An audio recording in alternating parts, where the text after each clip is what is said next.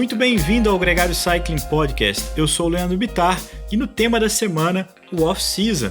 Veja bem, quem te escolheu um nome em inglês e não vai usar aqui a expressão férias, pois os dias sem treino são muito importantes para a recuperação do corpo e da mente, para dar aquela relaxada na dieta, na rotina, mas também podem ser fundamentais para o sucesso da temporada seguinte.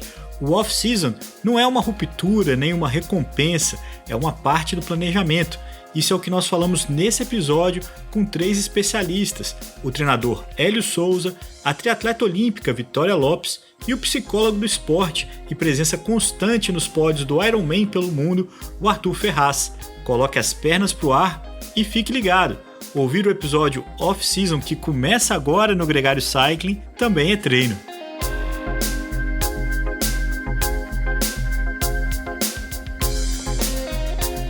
O Gregário Cycling Podcast é apresentado por Ciclorotas SP CCR, um projeto feito por ciclistas para ciclistas. Jungle e Ultra Coffee, a combinação que eleva sua performance. Plant Power, perform your best.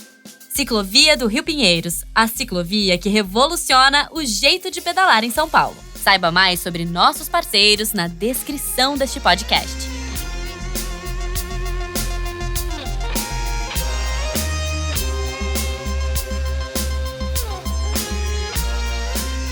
Hélio, muito bem-vindo ao Gregário Cycling, é um grande prazer ter você aqui de volta. Já fazia muito tempo que você não estava aqui com a gente, é sempre um grande prazer. Bom, galera do Gregário, já fazia um tempinho, sim, e sempre que tiver o convite, eu já separo a xícara de café, que eu sei que o bate-papo vai ser bom.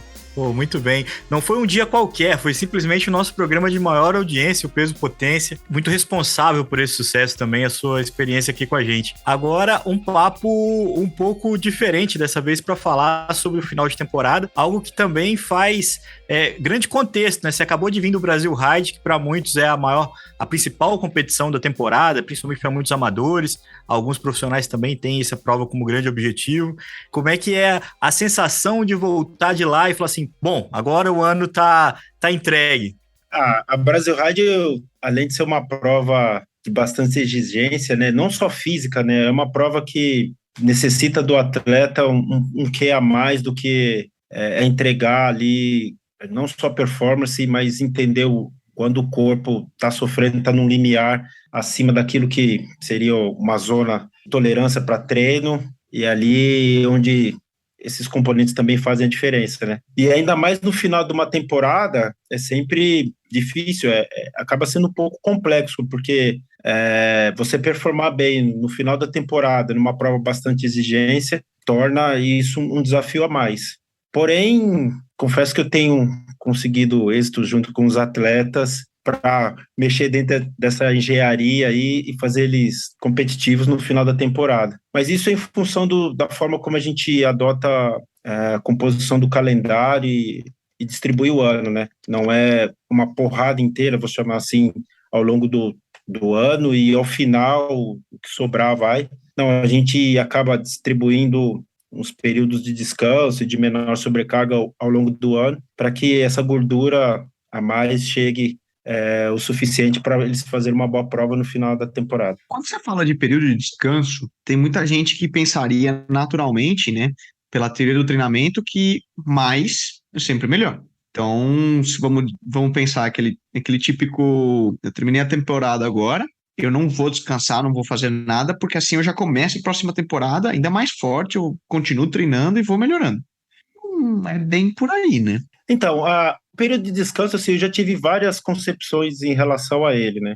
Dando exemplo, eu sempre, muitas vezes, pensei de forma bastante fisiológica, mas fui vendo que o período de descanso não é só isso, já teve momentos que, fisiologicamente, tive atletas, por diversas situações da temporada, não estavam tão desgastados fisiologicamente, fisicamente, mas mentalmente, por exemplo, era necessário que ele se afastasse do meio da bike, daquilo que exige de rígido, de mais técnico do treinamento. Então, passei a ver o período de descanso de uma forma mais holística, assim, se eu puder chamar dessa maneira, para que o descanso ele não seja só um componente físico, fisiológico, mas que prepare o atleta realmente para o retorno, por completo. Mas, assim, quando você fala de fisiológico, o que diz a teoria sobre esses breaks de macrociclos e que a gente chamaria de férias, né? Desde o ponto de vista corpo, físico, sem pensar no lado mental. Quando você vem de uma temporada, principalmente o final de temporada, com muito desgaste, você tem algumas perdas, né? Para quem trabalha, por exemplo, com picos de treinamento ou fases com melhor performance, você vê que você tem perda de alguns componentes, tem perda de componente de força, tem perda até na capacidade aeróbia, e com o passar do tempo e da temporada, você vai ver que, junto com o acúmulo de estresse, fisiologicamente você necessita de uma recuperação para poder colocar uma carga e voltar àqueles picos, ou pelo menos a melhor forma que você tinha esse estágio, esse período. Então, essa perda fisiológica acaba sendo que meio uma consequência do que você fez na temporada, porém também ela vai ser necessária ser reorganizada para que você consiga atingir novamente uma forma boa. Hélio, na tua experiência, o descanso também tem que ser planejado? Ou simplesmente o descanso você faz o que você está com vontade? O descanso é planejado e hoje a concepção que eu utilizo com os atletas, eu não penso só no off-season clássico, não.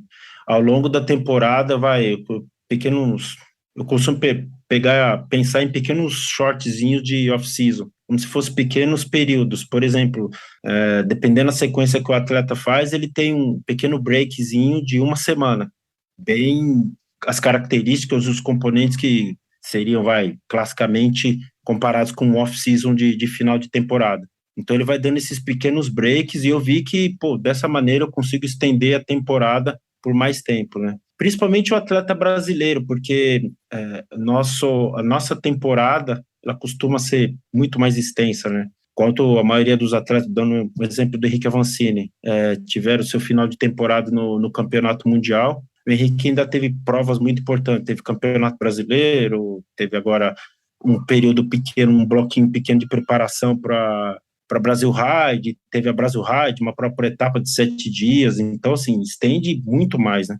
Então, se nós não colocarmos esses breakzinhos, só o off-season de final de temporada não é suficiente para que o atleta consiga performar ao longo do ano. Hélio, se você pensar em 3 camadas, que é o aeróbio, o muscular e o mental, como é que a tua experiência te ensinou a calibrar o off-season nessas 3 camadas? Você mencionou aqui que muitas vezes a cabeça chega mais cansada do que o corpo em alguns atletas que você treinou e treina. Como é que você percebe, eu imagino que tem sempre a resposta clássica, depende, né, de cada atleta e de cada ano, mas como é que você planeja o off-season nessas 3 dimensões? Antigamente, eu pensava nessas dimensões ou até algumas outras de forma dissociada.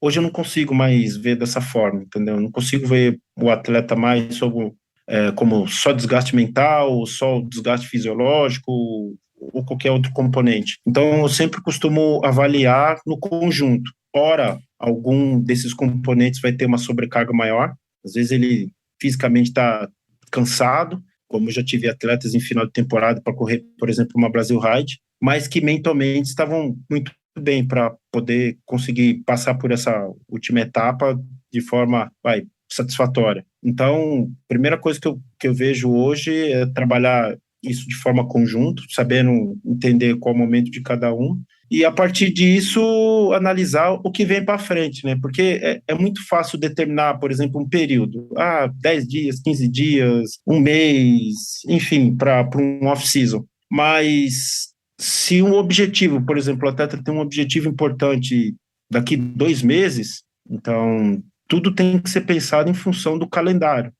Não é o ideal, mas é a realidade de muitos atletas. Por exemplo, vou pegar aqui para o mountain bike brasileiro. 2024, início de ano, é extremamente importante para aqueles que vão pontuar ou tiver pelo menos na briga para o ranking olímpico.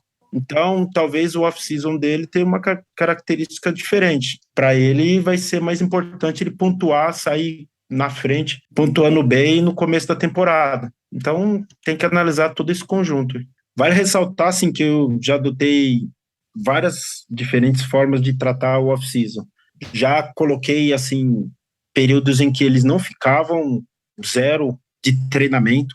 Eu dava ênfase principalmente à parte de força, que é uma das que mais se perde rapidamente e que o retorno acaba sendo mais difícil. Então, o que eles tinham durante isso? Tinham lá, por exemplo, uma sessão, no máximo 2 por semana, que ele tinha lá uma sessão de força, treino de força, para manutenção de força. Quando eles voltavam, por exemplo, com um mês de treino, quando comparado ao que eles não tinham, a recuperação deles era, muito, muito mais alta. Mas aí volto naquilo que eu falei no início, quando eu pensava de forma isolada. Mas por mais que eu tinha um atleta com maior treinabilidade, com um mês de retorno, às vezes essas pequenas, mesmo que pequenas sessões no off-season, atrapalhavam o descanso na plenitude. E isso acabou não sendo muito bom, muito legal. Então é por isso que eu adoto agora de forma diferente, né? Eu procuro avaliar ele de forma inteira e não somente, por exemplo, como deu o exemplo de colocar uma sessão de força para pensar em perder menos na hora do retorno. E o seu off-season? Você consegue desligar dos seus atletas? Eu acho que eles desligam de mim, é isso. Mas treinador tem off-season, velho? Treinador Existe tem off-season? Eles que não querem saber de mim, eles somem. Então, mas você não fica, liga pra mim, aquela história do ninho vazio. Não, eu sou bem tranquilo. Curtindo os stories da moçada, dando ali aquela checada. Não, eu procuro cada vez mais pensar na autonomia deles, cara. E eu, particularmente, não acredito em atletas de alta performance, que desempenham não só bem numa temporada, numa carreira, que não tem essa questão da autonomia, que não saibam a importância de cada fase, do que fazer. Então, de certa forma, eles aprendem, e eu acho que é por isso que eu me preocupo um pouco menos com esse monitoramento aí. É um pouco da maturidade como pessoa e como atleta também, né, Hélio? Vai muito também com o controle da ansiedade, né, do momento. Essa questão de saber esperar talvez seja uma das mais difíceis, assim, você ter o objetivo, saber aquilo que fazer, mas ter a paciência ali de, no time certo, você acionar. Isso é simples, mas é difícil para o atleta desenvolver esse time. E não vou chamar segredo, que eu não gosto muito dessa palavra segredo, mas talvez uma das virtudes dos grandes atletas é respeitar esse time. E eu acho que um desafio também, seja amador ou profissional, é de que você trabalha tanto para chegar num nível de performance e você conscientemente deixar aquilo escorregar, entendendo que é importante, de que você precisa fazer essa periodização, não é nenhum termo que se usa tanto, mas que descanso é treino, né? Você fala, nossa, demorou tanto para atingir esse TL, demorou tanto para atingir esse FTP, como assim agora eu vou ficar em casa e vou ficar olhando todo dia aquele número caindo? Essa confiança deve ser difícil de estabelecer, né? E eu, cada vez mais, eu dou menos preocupação nesse período de recuperação. É diferente de um período de recuperação durante a temporada, né? Ali vale muito você ficar de olho no quanto você perde para poder ganhar, vou chamar assim, né? Perde talvez um pouquinho em relação à performance, mas ganha em termos de recuperação. Durante a temporada, eu coloco com muita importância, dou uma olhada muito maior. Agora, no final de temporada, eu estou mais preocupado com a recuperação no contexto geral do que, basicamente, o número em si que ele vai iniciar a retomada aos treinos. Sem contar que é uma delícia, né? Quando você volta para os treinos. Você faz 2 horas, está arrebentada no sofá, igual se tivesse feito 200. Você tocou num ponto que é fundamental. O atleta, maior desempenho, com passar das temporadas, com mais experiência, esse atleta consegue fazer esse retorno mais rápido, né? Ao longo dos anos eu fui percebendo assim que era necessário uma pré-temporada menor. Por exemplo, hoje o Henrique ele precisa de uma pré-temporada menor para ele se tornar competitivo, não necessariamente obter a melhor forma, mas para poder entrar numa competição com qualidade. Então, você consegue até dar uma ênfase maior para um off-season, deixar ele um pouquinho mais solto, ou pelo menos com um período maior. No último off-season dele, ele ficou um mês, e foi engraçado. As primeiras sessões, ele, fui pedalar 1 hora, deu 1 hora e meia, parecia que um caminhão tinha passado por cima. Mas cerca de 2 semanas depois, o corpo já começou a responder muito rápido, assim, né? Coisa que lá, tirando 10 anos atrás, 12 anos atrás, levava um pouquinho mais de tempo, né? Talvez você tenha percebido bastante isso daí, acho que nas suas pré-temporadas também, Nicolas. Eu noto isso, sobretudo quando eu comecei a conhecer e ter contato com atletas mais velhos, assim, sobretudo que já traziam muitos anos de ciclismo profissional, uma carga de treino já muito grande de anos. Eu notei, sobretudo, assim, eu lembro quando assinei no primeiro ano, um companheiro de equipe português, ele caiu e quebrou a clavícula. Aí, ele ficou um mês e demorou para ele voltar a recuperar. Ele ficou quase um mês sem tocar a bike e depois foi voltando, mas em coisa assim, depois de um mês que ele tinha voltado a pedalar, ele já estava competindo num nível bem decente. Ficar um mês sem pedalar e voltar um mês treinando aí, meia boca para competir nesse nível, eu já tô assim só para estar aqui. E eu tô no pico de performance fazendo tudo, né? E você vê justamente a base e a constância, né, ficam muito mais sólidas, porque no final das contas é isso. O ano não começa, sei lá, no dia 1º de novembro e acaba no dia 15 de outubro. E quando você reinicia depois de um off-season, você sai do zero. Não, toda a tua carga, né, é um processo que você vai construindo e mudando o corpo ao longo de anos. Então, como você falou, depois de 10, 12 anos fazendo isso, é totalmente diferente. Vamos dizer, quando eu volto ao off-season, eu quase que estou melhor do que há 15 anos atrás, né? Por isso que hoje eu consigo trabalhar com o pessoal dando esses breaks ao longo da temporada. E na somatória, se eu for comparar a forma como a gente trabalhava anos atrás, os atletas descansam mais. Se eu pegar o off-season mais esses breaks ao longo da temporada, tomar todos os dias de descanso, ele passa muito mais dias descansando, porém eles conseguem manter um nível de performance mais vezes ao longo do ano, principalmente os mais experientes, né? Então, com uma semana ele tem uma perda pequena, mas um ganho em recuperação em todos os aspectos muito grandes. Ô Hélio, uma das coisas que mais me chamou a atenção quando eu comecei a acompanhar ciclismo é que no dia de descanso do Tour de France os caras pedalavam, né? Pedalam. Quanto que um off-season é off-bike? Quanto que o cara deve realmente ficar distante da bicicleta e quanto que ele não pode perder o contato extremo com a bicicleta? Eu penso que pelo menos 15 dias o atleta tem que sumir da bike. Tem que dar saudade. Ele tem que sentir um pouquinho dessa necessidade de voltar a pedalar, sentir o gosto pela pedalada. Mas, dependendo da situação, dependendo como foi a temporada dele, alguns chegam a ficar um mês. Coisa que eu antigamente achava demasiadamente alto, um período tão grande sem pedalar. Mas hoje, dependendo da situação, considero até que razoável. Depende do psicológico também, né, Alio? Eu sinto isso. Tem, às vezes, 10 dias eu já não vejo a hora de subir em cima da bicicleta. E tem ano que, às vezes, eu preciso de 20, 25 dias. Eu quase que faço...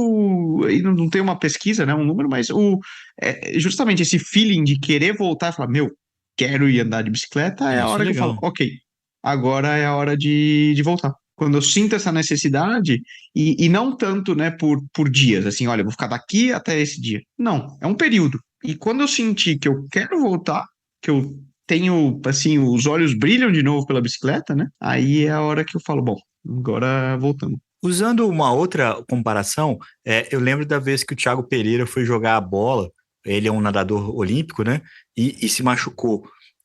Seriamente comprometeu o treinamento dele na natação, né? Era um período de férias. O quanto que você incentiva que os seus atletas pratiquem outras modalidades, que se mantenham não só ativo, mas também desconectado com a bicicleta, colocando outra coisa ali na conexão mental? Incentivar a praticar outras coisas, eu até incentivo. Porém, muitas vezes eles querem performar nessas atividades, né? Mesmo um jogo de futebol, alguma coisinha, então, sabe, passa um pouquinho além da brincadeira, quer dar um piquezinho a mais, aí é onde acontecem as lesões, assim, né? É saudável que o atleta navegue por outros ambientes, mais pela questão do ambiente do que pela questão da forma física, por N motivos, por pessoas, por estar bem fazendo outras coisas, mas sempre tem que ter esse cuidado, porque para os seres humanos normais, como nós, qualquer novidade na tarefa já gera um estresse maior. Ainda mais, por exemplo, para um atleta que mesmo no off-season destreinado, ele vai ter, pelo menos, aptidão aeróbica, um ciclista, muito maior que a 90% da população, é normal. Então é normal que ele se destaque, ele mesmo que for numa brincadeira, e nessas horas ele tende, às vezes, passar um pouquinho. O corpo e a mente vai empurrar, mas esse empurrar pode trazer uma consequência que não é legal. E dessas coisas assim, a gente sabe que no off-season é quando você pode abrir mais concessões, né? Tem muito ciclista que fala de poder tomar um sorvete, né? Os europeus, principalmente, eles quase sempre falam de tomar sorvete. A gente sabe também da cultura de poder tomar uma cerveja, poder dar uma relaxada. Dentre essas coisas todas, o que você não recomenda? O que você fala para os seus atletas, né, seus alunos, de, cara, eu acho que isso aqui é um caminho que você devia evitar, porque isso aqui é mais difícil de recuperar depois? Você tocou num ponto, assim, do sorvete, de alguma coisinha assim. Hoje eu vejo um pouquinho menos de rigidez, não é o extrapolar, é a rigidez por si só, essa questão, assim, né? Os atletas, eles têm, ao longo da temporada, se permitido, por exemplo, após um bloco de treinamento grande ou uma sequência de competições, sei lá, o sorvete, ao pós-prova, uma prova importante, sei lá, na Europa, o pessoal que bebe lá, tem se permitido, dentro daquilo que é tolerável para um atleta de performar bem. Então, isso faz com que, no final da temporada, essa necessidade de extrapolar seja bem menor. Então, pelo menos hoje, eu partilho dessa linha, que faz com que o atleta não chegue ao off-season com a necessidade, agora eu vou chutar o balde, agora é o momento de tudo que é lixo, eu vou consumir e vou chutar o balde para tudo, né? Então, tem dado certo. Hélio, a cada fim de temporada, e aí me ocorre uma frase de um momento que a gente acabou de passar no Brasil, de que o que cansa não é fazer campanha, o que cansa é perder a eleição. Então, quando um atleta chega no final do ano sem alcançar os objetivos que tinha, como é diferente encarar o off-season de um atleta que conseguiu os objetivos que queria? Então, olhando de um esporte Fórmula 1, né, de que o Hamilton ganhava tudo e esse ano estava ali sobrevivendo para ficar no pelotão. E o Verstappen que levou tudo para casa. O off-season desses dois vai ser diferente? Talvez na questão mental, muito mais, porque principalmente, você falou do Hamilton, esses fenômenos, esses caras assim, fora da curva, eles são, de certa forma, inquietos para essa questão de performance, né? Ter uma temporada ruim talvez seja o maior combustível para a temporada seguinte, eles conseguirem performar. Então, acho que vai muito mais mentalmente do que talvez fisicamente, né? Quanto que eles vão buscar soluções, o quanto que eles vão trazer essa energia interna para poder performar no outro ano. Eu, particularmente, assim, trabalhando, por exemplo, o Henrique, ele é um cara muito curioso. Então, toda temporada, ele sempre pensa em coisas diferentes, assim. E, por exemplo, essa temporada, em determinado momento, em termos de objetivos, não foram muito bons, assim. Nas Copas do Mundo, ele tinha um shape bom para poder performar, mas o conjunto, no geral, não favoreceu. Então, isso, sei lá, de uma certa forma, mexeu com a cabeça dele. Mas o final da temporada tirou essa preocupação. Talvez, assim, se esse período tivesse estendido de algumas performances não boas até o final da temporada, talvez essa questão do off-season, pelo menos para a cabeça dele, seria diferente. Bom, descanso é treino. A gente está chegando aqui no fim da etapa, no fim do ano, no fim da temporada. Leandro Bittar. Não, agradecer, né, a presença do Hélio aqui mais uma vez com a gente. Hélio, foi muito bacana. Eu acho que esse ciclo olímpico vai ser muito empolgante para todos nós. Eu te desejo toda a luz e toda a sabedoria aí para comandar boa parte desses atletas que estão brigando por uma vaga em Paris. Já está sendo um ciclo bem legal, bem interessante. Tem uma renovação que está sendo boa para o mountain bike brasileiro. Espero que ao longo das próximas temporadas eles se consolidem, né? Não sejam apenas alguns bons resultados, né? Que isso é importante. O Nicolas sabe o quanto que a consistência e a repetição dos resultados é que acabam fazendo a carreira de um ciclista profissional, principalmente em nível internacional. E o Álvaro falou algo que eu vou lançar, talvez seja um pouco polêmico, mas acredito que não. Eu escuto muito descanso também é treino. E eu discordo totalmente disso. Sabe por quê? Porque para mim é muito claro, descanso é descanso, treino é treino. Descanso é o período que você tem que focar para descansar. Treino é outra concepção. Eu, particularmente, ainda não consigo colocar eles dentro da mesma panela, entendeu? Então, descanso é descanso, para que o atleta entenda. Agora é o período que você precisa recuperar de uma certa forma. E na hora que for para treinar, é para treinar. Planilha de fazer nada, dia 1, planilha de fazer nada, dia 2, páginas em branco.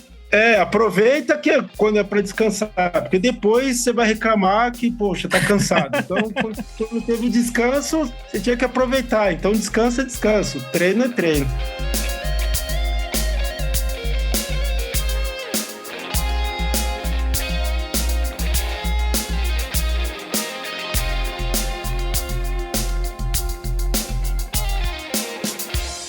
Conheça os produtos Gregário, itens de qualidade com a nossa identidade. A caramanhola preferida do pelotão com a nossa cara. Conheça a Fly Elite, edição especial Gregário. O link está na descrição desse podcast.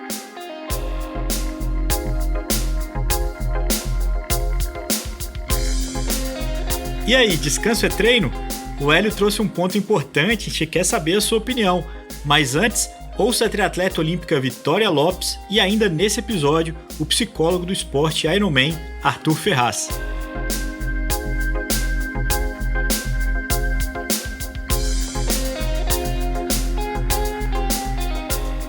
Vitória Lopes, muito bem-vinda ao Gregário Cycling, é muito bom contar com você aqui de novo nesse podcast. Obrigada, eu estou de volta aqui e vamos bater mais um papinho que seja muito produtivo para a gente e para outras pessoas que possam se inspirar em mais alguma dica, não sei, espero ajudá-las. E a última vez foi no Família Tri, onde a gente teve o privilégio de ter você, a sua mãe, a Edila e seu pai. E você estava na expectativa ainda de Tóquio, que aconteceu, e você cumpriu o objetivo lá de Tóquio, se mudou de vez para o Colorado, fez a sua temporada num ano quase normal, ou se não normal. E vamos falar aqui agora sobre intervalo de temporada. Como é que você está vivendo, o que você aprendeu, o que funciona para você, o que não funciona para você, que possa ser útil para o nosso ouvinte, que não seja olímpico como você é. É isso, a gente sempre quebra um pouco a cabeça, né, para se adaptar em alguma off-season. Com esses anos de triatlon, a gente acaba aprendendo cada vez mais e adaptando da melhor maneira possível. E se a gente puder ajudar a pessoa que não quebrar tanta cabeça, é uma forma muito boa, né? Então, espero ajudá-los. Agora, falando de calendário, Vitória, você ainda não está aí, o ano está chegando ao final, mas você ainda tem aí alguns desafios importantes, né, para fechar o ano, né? Quando é que é a real para você que começa a poder falar de fato de off-season? Então, eu tenho mais 3 provas. Eu tenho uma em Bermudas, em Abu Dhabi e o Campeonato Brasileiro. Então, assim, o ano ainda não terminou, falta muito para terminar. E depois disso eu vou para casa e vou começar minha off-season. Que vai até quando? Da prova eu não sei, porque o calendário ainda não está 100%. Mas mais ou menos a gente fica umas 2 semanas, uma semana off e uma semana voltando de forma ativa, devagar, entendeu? Quando você fala casa, é Ceará ou é Boulder? Não, é Fortaleza. Fortaleza. Que esse é um ingrediente a mais, né? Porque você tem esses vários domicílios e uma agenda de viajante, né? Você viajou, só agora você falando Bermudas, Abu Dhabi e o Campeonato Brasileiro, já são aí viagens antagônicas, né? Para destinos bem diferentes, né?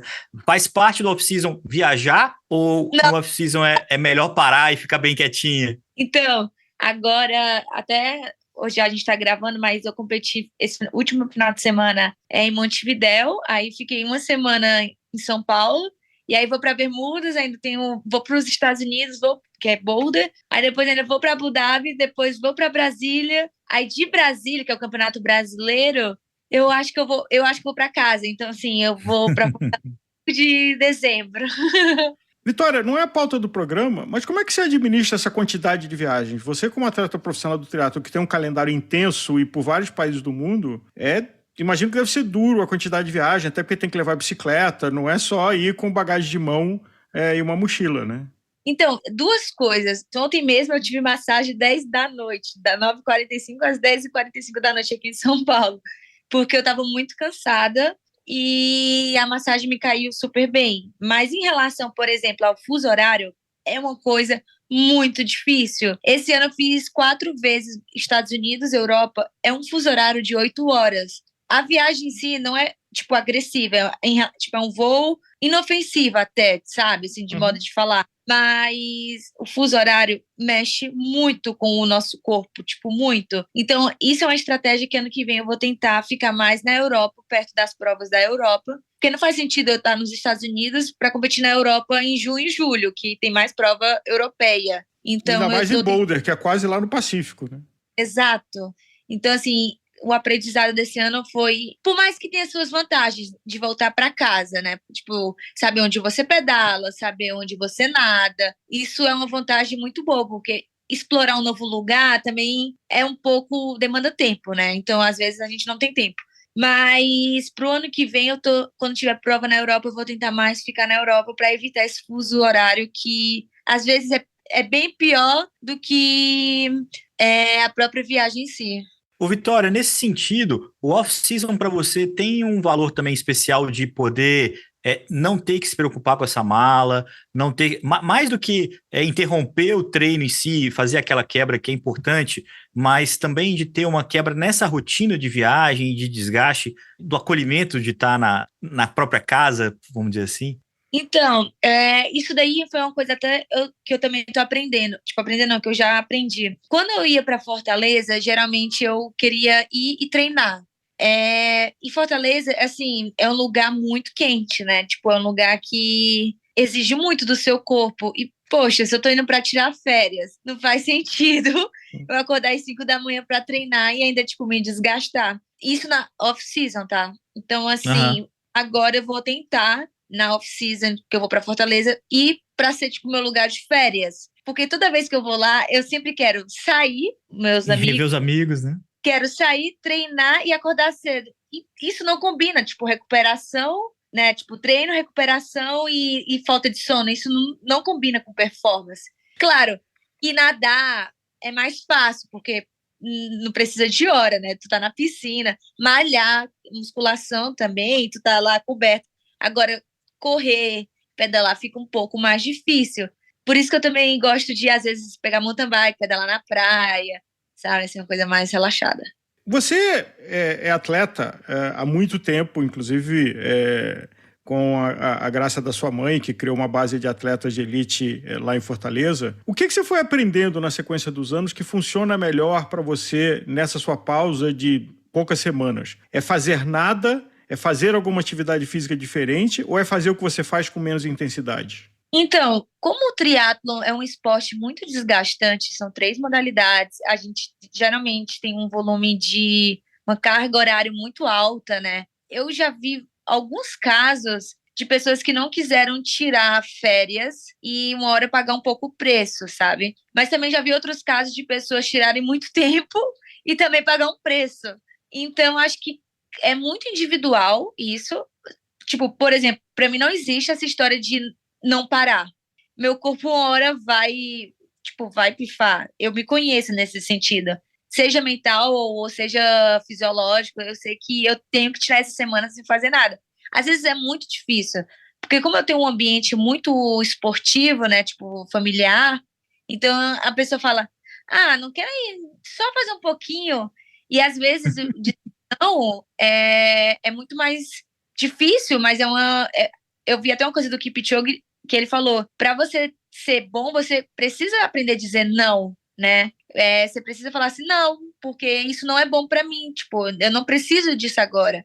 Eu até ainda não falei com o meu treinador, mas provavelmente vai ser uma semana off e uma semana progressiva. Nem que alguém me chame e fale assim, quer só um pouquinho? Eu vou falar, não. Você fez pausas durante o ano? Sim. Eu tive um pequeno breakzinho em julho, mas na verdade não foi um break.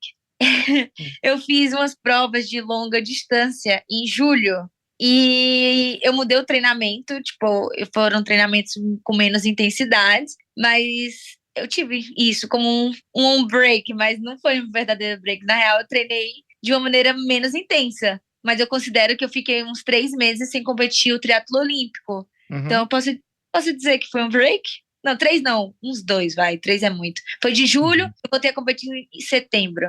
Ô, Vitória, você falou sobre ter que parar, né? Saber parar alguns dias e de gente que também prolonga isso um pouco mais. Para você, é importante ter a data fixada ali no seu calendário de volta?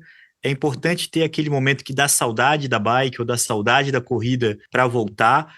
Como que você evita ou como o seu corpo reage, né? Para essa retomada?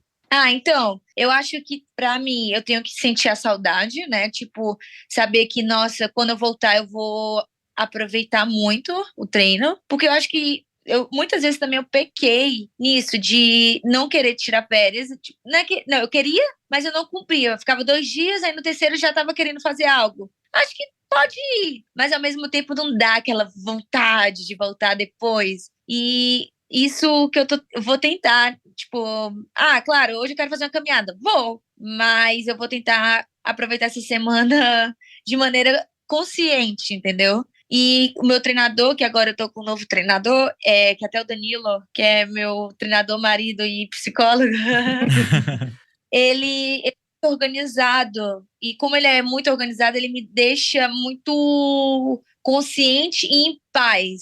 Do tipo, essa semana se ele me deu é porque ele sabe do que ele tá fazendo. Então, se ele sabe o que tá fazendo, eu posso curtir e tá na conta dele, entendeu? Eu não fico com essa responsabilidade sozinha. E eu acho que esse é o segredo, quando você tem o seu treinador te dando o carinho, entre aspas, né? E sabendo que tá tudo bem, que se ele tá planejando isso é porque tá certo, entendeu? Você relaxa sem culpa, porque você confia.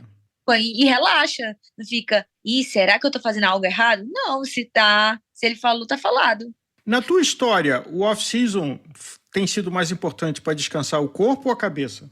Eu acho que os dois, porque a gente usa muito o corpo, né? No triatlo a gente treina muito, mas a cabeça é o mais difícil de desligar, é mais difícil que o corpo, né? Então acho que para esse ano a minha meta é conseguir descansar a cabeça quanto o corpo, porque não adianta também ficar 2 semanas sem treinar e a cabeça tá cansada, né? Qual é a tua carga horária semanal média no ano? De quantas horas? Eu treino em média de 22 horas semanais. Relativamente para um triatleta é média. Tem gente que chega até 28 horas, assim. Mas para mim eu acho puxado 22, assim, já é uma semana bem puxada. O que você percebe do seu corpo quando você retoma suas atividades, assim? Esse período de pausa é visível, assim? O descanso também te faz parecer mais forte às vezes, né? Você parece que tá tudo muito mais, talvez pela saudade, né? Tem algumas coisas que podem variar nesse contexto, mas como é que é o seu corpo na retomada? Então, a primeira semana você pensa, nossa, nem perdi tanto. Aí vai acumulando o cansaço, né? Você fala, aí começa a dar tipo aquela tristeza, nossa, tô cansado, né? Começa a carga assimilar, mas a primeira semana eu posso parar que não dá nada. Aí depois da outra semana, nossa, tô muito cansada. Mas em relação à minha volta, eu demoro um pouco, eu tenho noção disso. Tanto é que eu vou ganhando nas competições, entendeu? Tipo, porque eu demoro. Não sou aquela atleta, tô em pico. Eu vou conquistando ao decorrer das provas. Então, eu perco rápido, demora a ganhar também, assim. Esse período que você fica sem treinar, mas também, posteriormente, sem competir, algumas coisas que não são do esporte propriamente dito, de transição, de passagem, né, de clipar, fazer todo aquele processo, existe uma perda de não estar competindo, de não estar praticando aquilo? Ou o treino permite que você mantenha um mínimo de agilidade nesses momentos? Então, é isso que eu acho que eu perco, sabe? Essa agilidade, assim, que só a prova pode te dar pra mim, né? Mas tem atleta que... Já perguntei para uns amigos meus lá dos Estados Unidos e eles não sentem a primeira prova do ano. Já eu não posso dizer o mesmo. Eu sinto essa falta de agilidade. Eu até brinco, aquela coisa do... Sabe aquela coisa? Sim, não é, sim.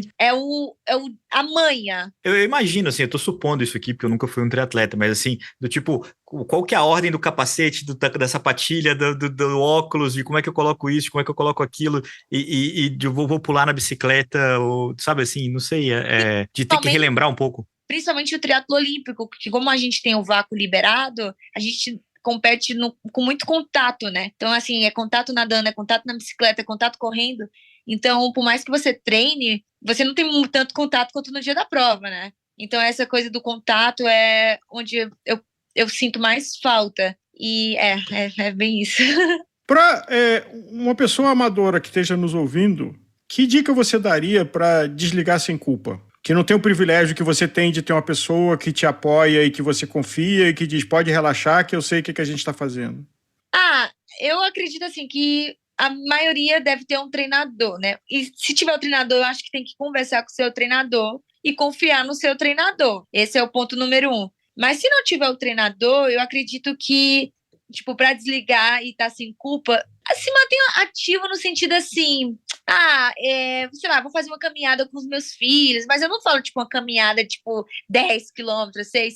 Só se mantenha ativo no sentido, faça coisa, vai na praia, não deixe seu corpo muito parado, mas também saber acreditar que descanso também é treino, né? Tipo, faz parte do processo. Não tem nenhum, tipo, a grande maioria precisa desse descanso. Quando, nessas 2 semanas, você consegue desconectar dos números? Assim, de olhar qual é teu basal quando acorda de manhã, qual é o peso na balança, qual é a sua pressão, qual é o HRV, se você usa algum tipo de pulseira ou anel? Então, o problema que eu tinha muito, assim, antes, que eu até me controlei muito esse ano, é de ver as pessoas treinando e eu não treinando, sabe? Não é nem... A questão de número, eu até que desligo fácil, principalmente de balança, sabe? Eu gosto de comer. Mas quando eu via a pessoa treinando, eu ficava, ai meu Deus, tá treinando e eu não tô treinando. Isso eu me comparava muito, mas hoje em dia eu não tô nem aí. Tipo, se a pessoa tá treinando, parabéns pra ela. Eu não sou ela, não faço parte da vida dela, nem do processo dela. E isso acho que foi mais um amadurecimento mesmo e é a melhor coisa que eu posso... Se eu puder dar um conselho, nunca se compare.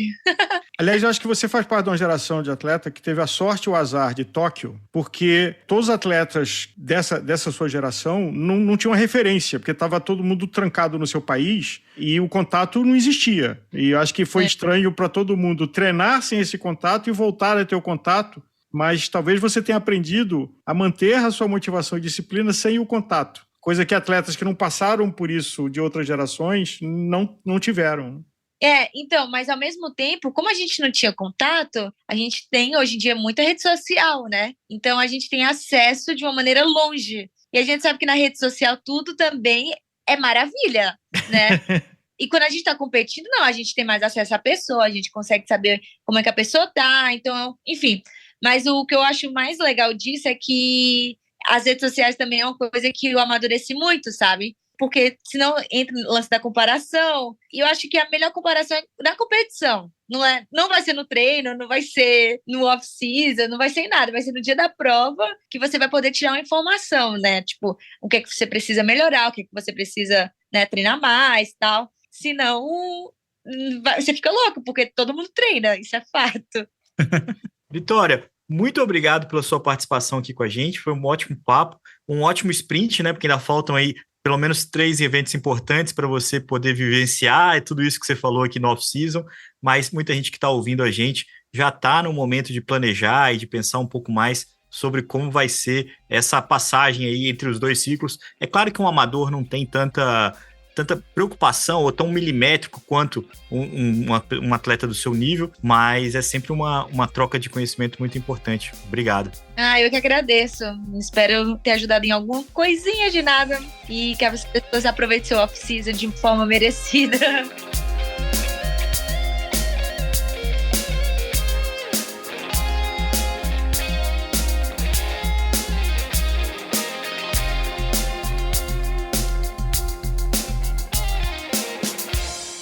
A A gente fica na torcida por esse final de temporada intenso que se aproxima para Vitória Lopes. O episódio continua agora com Arthur Ferraz, um psicólogo do esporte e também um esportista de alto rendimento.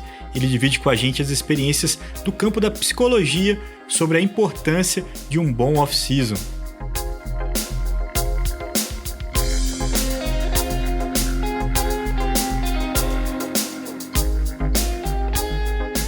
Arthur Ferraz, que prazer ter você aqui de novo com a gente, cara. Opa, um prazer sempre conversar com vocês e falar sobre coisas tão importantes nesse esporte que a gente tanto ama. Tema dessa semana, né, Arthur? Acho que em prática, a gente, tanto eu como você, como muitos, vivendo o dia a dia do que a gente tá conversando e batendo um papo, né? Falar sobre férias, off-season, descanso. Você que acabou de terminar, voltou recentemente do Havaí, morreu a galera lá no Iron e também tá passando por esse período de descanso, e eu também no off-season, então não podia vir a calhar melhor, né, do que o timing para falar sobre férias, descanso, recarregar as pilhas e tudo que vai em conjunto, né? Exatamente, é aquele período onde durante o ano onde a gente está treinando, ele é tão esperado e a gente sempre imagina quando o esforço vai acabar e a gente pode descansar, e na hora que a gente realmente consegue descansar, a gente volta a se perguntar se não deveria estar treinando ou se não deveria estar fazendo alguma coisa. Então é bem importante a gente olhar bastante para esse assunto para resolver muitas das dúvidas que vêm na nossa cabeça nessa época. E Arthur, você tem um perfil especial porque você é um atleta de alto rendimento e você também trabalha com a psicologia e psicologia do esporte no seu estudo. E a pergunta, e aí talvez uma referência lá de uma das linhas de Freud, dá para descansar sem culpa? Eu acho que sim. Eu acho que é possível descansar sem culpa se você consegue significar o descanso de maneira correta. Se você usa isso como um reforço de tudo aquilo que você construiu, se você entende que esse descanso tem um papel importante durante todo o processo, até para somar e para fazer a sua forma melhorar, mas ele vai se tornar culpa à medida em que você simplesmente entende o treino como a presença e o descanso como a falta. E aí você vai olhar para essa falta no sentido de está faltando alguma coisa para mim, eu estou deixando de fazer alguma coisa pela qual eu tanto trabalhei, tanto me esforcei, e eu estou perdendo tudo aquilo que eu ganhei. Aí esse significado favorece a culpa ao invés de favorecer a valorização. Emendando num assunto, o hábito. E tem o termo coloquial que é casca grossa, né? Que é quando você aguenta a pancada, quando você aguenta a intensidade. O off-season tem o risco de afinar a casca grossa? Sim, ele vai afinar a casca no momento em que ele vai desestruturar hábitos, como você já falou. Então, olha, tudo aquilo que me exigia esforço e que me fazia regrado, agora eu estou deixando de lado. Então, se você começa a olhar, significar de uma outra forma, de novo, eu vou fazer com que esse descanso seja, olha, isso aqui não é mais para mim, isso aqui é muito confortável, eu vou abusar em todos os sentidos, em termos de não só de não atividade física, mas de relaxar na alimentação, relaxar no cuidado com a minha saúde, relaxar em todas as outras áreas, e começar a substituir aquela questão de um valor maior, mais a longo prazo, com mais esforço, para um valor menor, mas que é mais imediato, que traz essa realização e esse prazer. Então, ele desestrutura um pouco tudo aquilo que é construído durante o treinamento. O atleta em off-season, ele pode ficar tranquilo que ele não vai ficar mais mole, mas ele tem que entender que aquilo é mais uma parte do processo e não que são duas vidas completamente diferentes. Não é nem uma ruptura, nem uma recompensa, né? Exatamente. É aquilo que eu vi até o Nico comentar outro dia, que é você tirar poucas semanas para que você tenha uma temporada longa, ao invés de você ficar insistindo e acabar tendo que ter várias pausas no meio da temporada porque você não está suportando a carga. Entra num ponto, né, Arthur, que me faz pensar na questão do hábito. Aí é um pouco, não sei se eu me explico bem, no sentido de que o atleta de verdade que faz isso de uma maneira intrínseca, que vem dele o hábito, você fala, eu vou tirar férias, você não consegue parar de fazer esporte. Você não consegue simplesmente entrar numa dieta de junk food total. Claro que você tem um dia que você precisa de uma desconexão, você quer tomar uma cerveja, você quer tomar um sorvete, uma pizza, o que for. Mas isso você também pode fazer durante a temporada. É uma questão de hábito, né? E eu vejo muito pelo outro ponto, né? A pessoa que tem a necessidade, obrigatoriamente, de ser 880, né? Eu me cuido muito, muito, muito, muito, muito e espero aquele dia na dieta, né? Do cheat day, que ele pode comer de tudo. Ou no off-season, que aí, nossa, agora eu posso fazer de tudo. Pô, então, peraí, talvez você não tenha que repensar tuas escolhas de vida e os teus hábitos, que se você precisa tanto, de uma maneira tão intensa dessas 3 semanas e que você faz tudo o que você deixa de fazer no outro, pô, então, se você vive 11 meses e uma semana abdicando tanto e sofrendo tanto, talvez você tenha feito uma escolha de vida errônea lá atrás? Exatamente. Quem me conhece sabe que eu falo bastante de propósito, né? Então, quando você encontra o propósito naquilo que você está fazendo, naquela sua atividade, ela passa a fazer sentido dentro da sua vida. Então, quando você fala, olha, realmente, quando o atleta, e aí eu digo, existem os atletas profissionais que tornam o esporte a sua vida como forma profissional, como profissão, como atividade, e mesmo aqueles atletas amadores que fazem com que o esporte esteja tão integrado na vida deles que passa a fazer parte importante, não na busca do resultado, mas como algo que faz parte a busca de saúde, a realização da atividade, a superação, a competitividade, coisas que fazem sentido nessa vida. Então, quando você tem esse propósito alinhado, no off-season você não vai inverter todos esses valores, você não vai achar que aquela alimentação regrada é um sacrifício durante o ano. Não, aquela alimentação regrada tem a ver com a sua valorização da saúde através daquilo que você come, que você ingere. A prática de exercício tem a ver com a manutenção do seu corpo, tem a ver com a própria rotina e os hábitos que você considera positivos, que você valoriza. Então, esse período de off-season, ele vai ser relaxado, porque também você vai procurar usar o seu tempo, que é algo muito escasso quando você está muito comprometido, para fazer coisas diferentes, para ter outras atividades, para fazer e mesmo comer coisas que te dão prazer também. Só que você vai integrar porque você não deixou de ter aqueles valores presentes na sua vida. Agora, se você inseriu esse esporte como uma obrigação ou como algo que é feito só para que você atinja um resultado competitivo, você pode fazer estes mesmos sacrifícios num sentido de, olha, eu estou todos os dias abrindo mão daquilo que eu acho que é bom para mim, em nome de perder peso, sempre abrindo mão daquilo que é bom para mim, que é o conforto, que é sair, que é fazer outras coisas, para treinar em função de um resultado.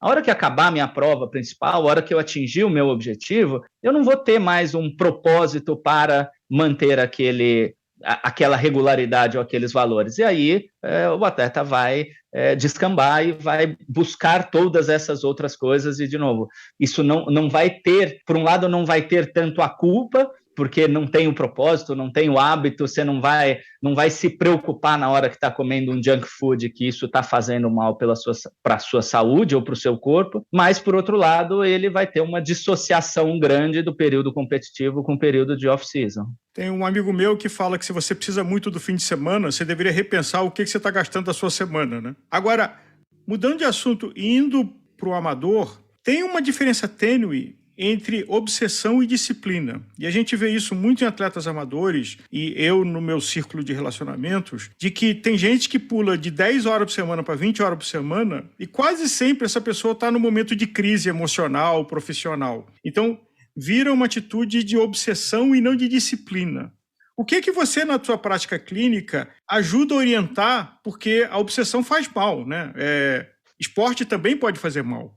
Sim, e essa grande diferença, eu diria, eu vejo muitas vezes como dentro da disciplina, você tem a capacidade de se comprometer àquele seu objetivo da melhor forma possível, com as melhores ferramentas possíveis, alinhado com o seu melhor desempenho. A hora que você está alinhado com o seu maior desempenho, você tem que entender que você descansar é importante, você relaxar a sua cabeça é importante, você estar tranquilo é importante.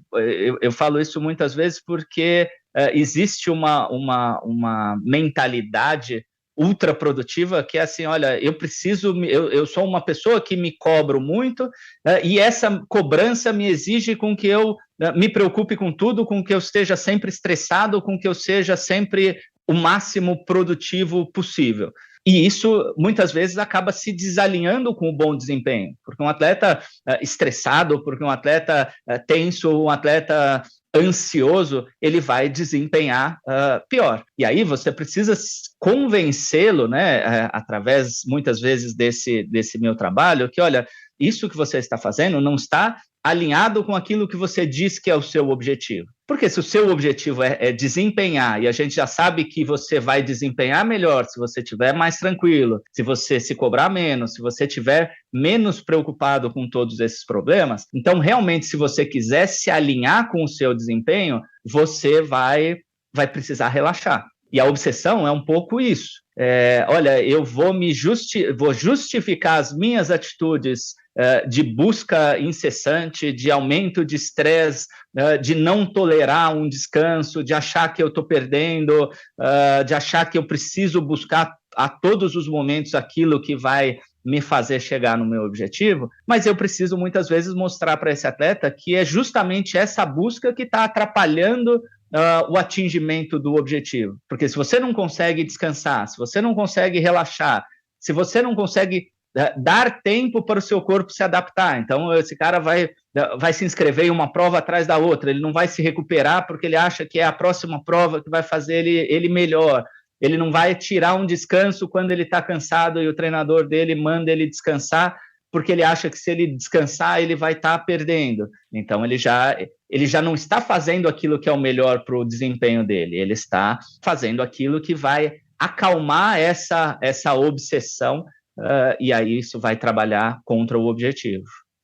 E é impressionante como é comum encontrar esse perfil de atleta, né?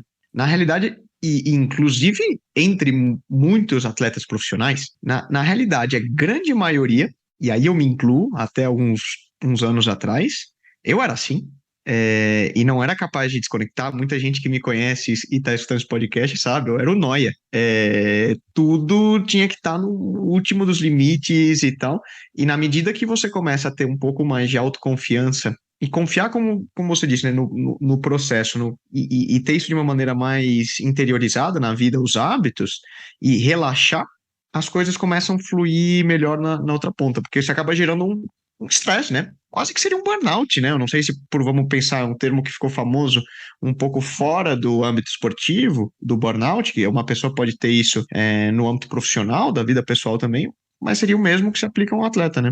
Exato. Esse princípio, né, eu gosto sempre de lembrar, eu gosto da teoria do Dr. Steve Peters, que ele é um psiquiatra que trabalha com o time de ciclismo da Inglaterra, de pista, trabalhou bastante com Sky, e ele fala, né, do chimp brain. Então, esse chimp brain, ele tá especializado em identificar ameaças. E de tão especializado em identificar ameaças durante o nosso processo evolutivo, que uma vez garantiram a nossa sobrevivência, agora ele se especializou em medo do fracasso, em medo de não fazer o suficiente, em medo de ter uma performance ruim, medo do que os outros vão achar de mim.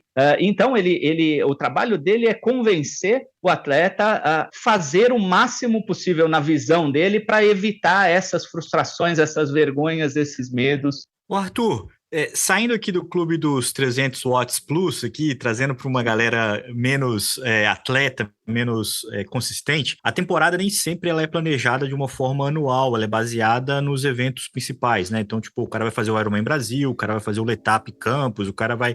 E ali, normalmente, para para uma comunidade mais amadora, depois desses grandes eventos, você tem uma pausa que não é nem sempre tão planejada assim, ela vem do botão que desliga ali, né, depois daquele evento. Como fazer isso de uma forma razoável e como que encontra, algumas pessoas têm a dificuldade de retomar, como é a melhor forma de buscar essa retomada para que esse intervalo não seja tão grande assim? Nessa divisão didática, eu acho que assim, existem aqueles atletas que, seja uma temporada profissional ou seja uma prova como um Ironman Brasil, ele vai terminar a prova e vai ter até aquela depressão pós-prova. Então, putz, eu não quero fazer, eu não perdi o meu objetivo, e aí entra naquela questão do propósito, se o esporte está alinhado dentro da vida dele ou se o esporte era só um objetivo que ele gostaria de alcançar. Então, em geral, quando o esporte faz parte, está integrado à vida, ele normalmente vai voltar de forma muito mais fácil, mesmo que, olha, tem uma carga grande de estresse na prova e eu preciso de algumas semanas. Aquele cuja prova era só mais um objetivo que foi atingido na vida e ele está passando para a próxima, vai ser muito mais difícil, porque, de novo, não vai ter uma integração desse off-season com a temporada. E aí, realmente, até que ele encontre este novo objetivo, encontre este novo sentido na prática, vai ser muito difícil ele sair da cama cedo para ir treinar. Então, o trabalho é encontrar o sentido que aquilo tinha na vida dele. Olha, você ainda gosta de pedalar? Ou você treinou e pedalava para ir fazer o letap, e agora você fez o letap e não quer mais fazer nada, e odeia acordar cedo, e não gosta de fazer força, não gosta de sentir dor, e queria fazer esse objetivo. Pô, mas você gosta de pedalar, você gosta de treinar, você gosta de estar com seus amigos, será que você pode usar isso de uma forma, retomar isso de uma forma positiva, de uma forma produtiva?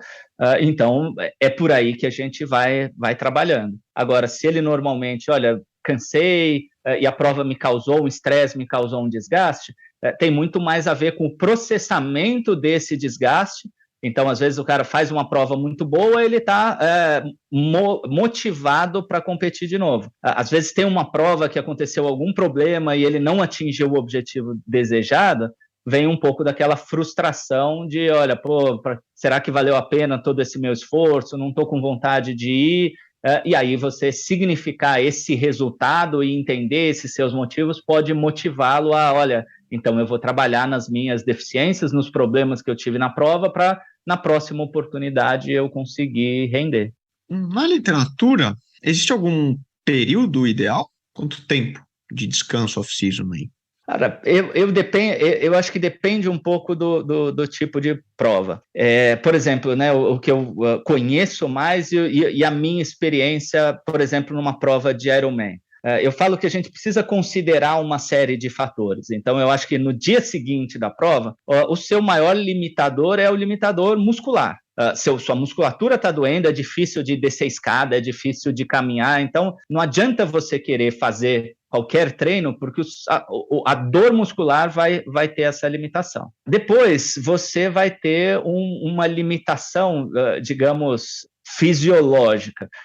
Então, seu corpo não vai render, não adianta você treinar e tentar fazer força, porque vai ser difícil de você produzir energia da mesma forma. E isso varia de pessoa para pessoa quanto dura. Você tem uma questão de um desbalanço hormonal também que persiste por um tempo. Então, você ainda é capaz de treinar forte, mas se você começar a treinar muito forte, você vai acabar ficando doente, você vai ter uma queda na imunidade. Por quê? Porque você já sente o seu corpo capaz de se desafiar e de fazer força, mas ele não tem a mesma capacidade de se recuperar e de render. Depois, na verdade, dependente desses outros três fatores, tem a limitação psicológica. Então, é aquela questão, você fez uma prova muito dura e na semana seguinte, ou dali a 2 semanas, você vai fazer uma série intensa, você vai fazer um intervalo de 3 minutos em VO2. Você passa 1 minuto e meio, você fala, o que eu estou fazendo aqui? Eu não tenho vontade, eu não tenho energia mental para continuar sofrendo do jeito que eu sofria e fazia 10 intervalos desse, no meio eu simplesmente não consigo, porque existe ainda essa dificuldade psicológica do sofrer. Então, o período ideal, o tempo, depende dessas questões físicas, fisiológicas, mas depende dessa questão mental de quanto tempo eu preciso até que eu realmente consiga me motivar, e aí não é uma motivação do ter vontade de fazer, mas é de realmente mentalmente conseguir suportar esse sofrimento para você retomar. E isso muitas vezes tem a ver com a compreensão cíclica, digamos, que a gente tem na sua cabeça. Então, às vezes você vai tirar umas férias em agosto ou umas férias em maio, às vezes você vai precisar você vai tirar 3 semanas, vai voltar e vai se sentir cansado. Você vai tirar férias entre Natal e Ano Novo, você vai ficar uma semana do dia 24 ao dia 1º e você vai voltar no começo do ano e vai falar, nossa, vida nova. Pô, mas foram só 5 dias, mas o ciclo que se encerrou na sua cabeça da mudança de um ano para o outro faz com que você chegue no dia 1º de janeiro super motivado, super disposto, super capaz de tolerar esse sofrimento, porque mentalmente acabou um ciclo, você entrou no próximo e aí isso te motiva. Chegando quase no fim do programa e o off-season acabando e voltando, uma pergunta que eu acho que já aconteceu com vários atletas amadores, comigo inclusive. Por circunstâncias da vida, você é forçado a um off-season que às vezes demora semanas, meses. E aí, quanto mais você está parado, mais difícil é você voltar. Mais difícil é você clipar de volta. Que sugestões você teria para quem, por prioridades na vida, teve um off-season forçado de semanas, meses, anos? Eu acho que o entendimento, e eu acho que quando o intervalo, às vezes, é de meses e de anos, fica um pouco mais fácil para a pessoa lidar com isso. Então, olha, eu vou fazer um intercâmbio, eu vou fazer uma viagem, ou eu fui expatriado e eu assumi um novo cargo no trabalho e por tantos meses, por tanto tempo, eu vou ser obrigado a mudar o meu regime de treino.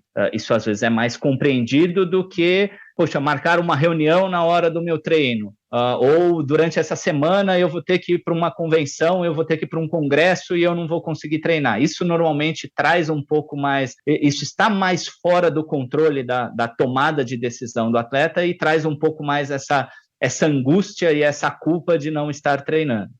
E no retorno, de novo, eu acho que a retomada da compreensão desses propósitos, desses princípios. Então, olha, por que é importante, como o esporte faz parte da minha vida para motivar a voltar, e depois é a busca justamente dessa disciplina e desses hábitos. Olha, eu preciso reconstruir isso. Então, eu vou regular primeiro a hora que eu vou acordar, depois eu vou me forçar quando eu acordar, eu subir no rolo, depois eu vou pegar minha bicicleta e vou sair, depois eu vou, talvez ainda num treino não estruturado, mas eu vou me forçar, ou vou acertar que eu vou sair de bicicleta 3 vezes por semana, e aí depois, na hora que eu me sentir bem na bicicleta, eu vou voltar ao treino, e aí o treino, assim como a gente não volta treinando como a gente parou, eu vou treinando de forma progressiva, entendendo que vai ser de forma progressiva, porque também aí a minha cabeça não é como eu estava quando eu parei, a minha cabeça precisa ser como eu estava ontem e como eu estou hoje.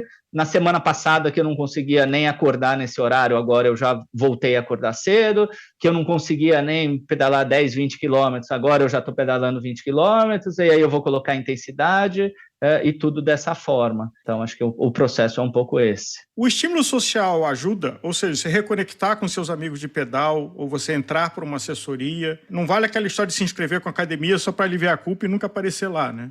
Mas ajuda o estímulo social para esse retorno? Sim, com certeza. O lado social, né, a rede social, o apoio social é fundamental, porque ele é parte da motivação, ele é parte do compromisso. Então, é motivação porque você tem prazer estando com outras pessoas, nós como seres sociais. Ele é compromisso porque a hora que você se sente na obrigação de encontrar as pessoas vão olhar e vão comentar, pô, você não veio ontem, pô, você vem amanhã, pô, vai todo mundo no treino. Você também sente que, olha, as pessoas estão te esperando. E também você sente que você tem uma referência. Então, muitas vezes, isso vai, com certeza, ajudar o atleta a voltar e a retornar. Um aspecto que eu acho importante, né, nessa questão do off-season também, é entender o tipo de atleta que vai tirar esse off-season e como ele pensa em relação a esse off-season. Então eu falo, às vezes tem aquele atleta, como a gente comentou,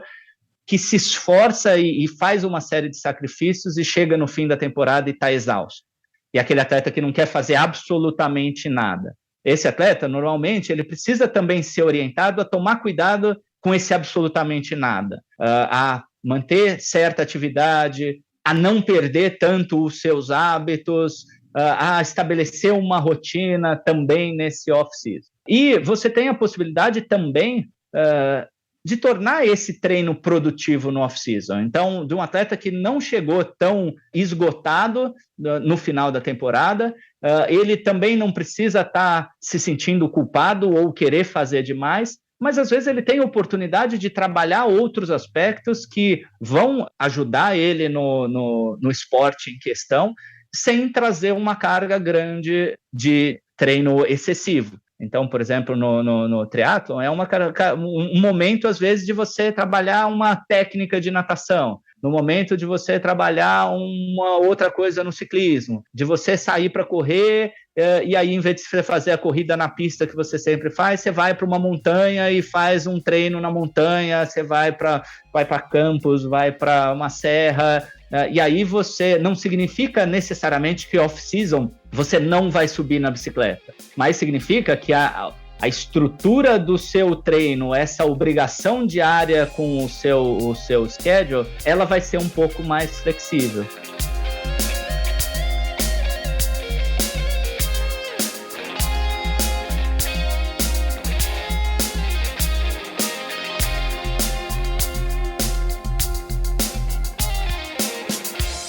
Muito bem, e com essa aula do Arthur Ferraz a gente encerra o episódio da semana off-season aqui no Gregário Cycling. Muito obrigado a você que chegou até aqui, espero que você tenha aproveitado bastante as dicas que os nossos 3 convidados trouxeram. É sempre bom lembrar que toda sexta-feira tem episódio novo no Gregário Cycling, sempre um tema diferente, os mais variados temas, sempre por aqui no seu player de podcast favorito, e que no Gregário Cycling também, quase todo dia é dia de podcast, então fique ligado no nosso feed, siga a gente nas mídias sociais, porque a gente tem muito conteúdo gerado especialmente para você que é um apaixonado pela bicicleta. Um grande abraço e até a próxima!